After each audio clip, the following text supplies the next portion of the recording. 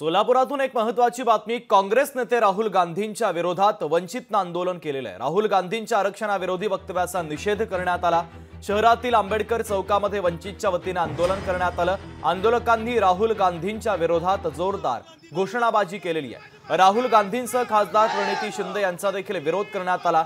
हातामध्ये पोस्टर घेत आणि जोरदार घोषणाबाजी करत आंदोलन करण्यात आलेलं आहे।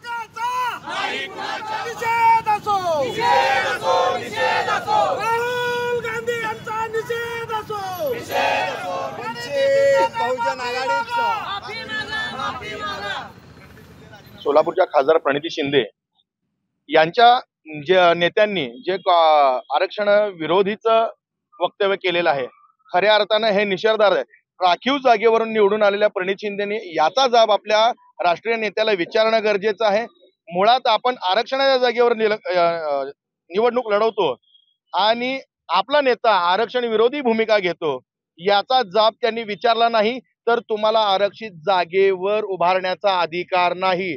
तुम्ही नैतिकता पाळावी। आरक्षणवाद्यांचं तुम्ही नेतृत्व करता तर तुम्ही नैतिकता पाळावी आणि तात्काळ खासदारकीचा राजीनामा द्यावा, अशी मागणी वंचित बहुजन आघाडीच्या वतीने संबंध महाराष्ट्रभर केली जाते आहे। लोकशाही मराठी ऐका, पहा, जागरूक रहा।